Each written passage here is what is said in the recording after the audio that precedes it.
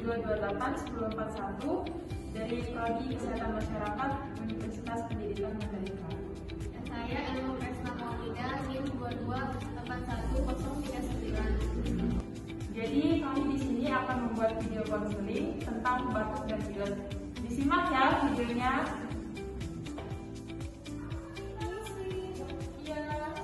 Selamat siang dengan Mbak Elma dan Ibu Satu hari ini. Saya ingin konsultasi mengenai sakit yang saya rasakan.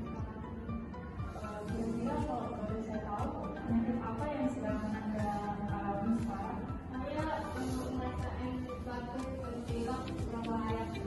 Apa hampir lalu? Batuk juga baru 2 hari lalu. Jadi kan sebenarnya terkena batuk dan pilek. Apakah ada lain bahan nggak atau kering gitu tenggorokannya? Beberapa, tapi nggak terlalu Banyak.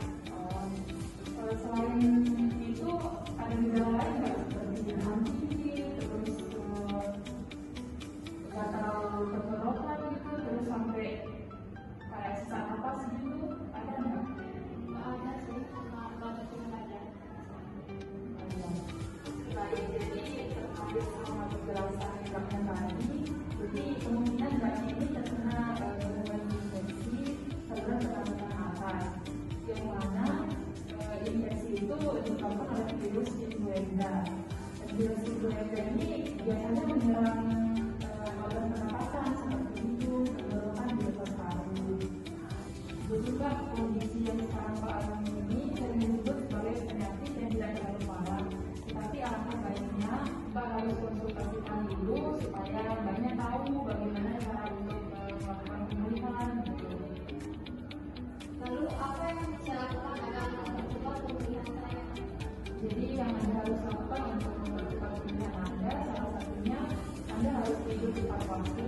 Tidur Anda itu harus teratur, seperti tidur yang teratur itu 7 jam sampai 8 jam.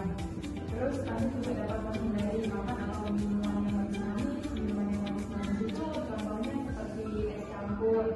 Karena es campur itu banyak kandungan gula kan, dari santan, terus ada gula aren, kan juga ditaruhin sirup kan.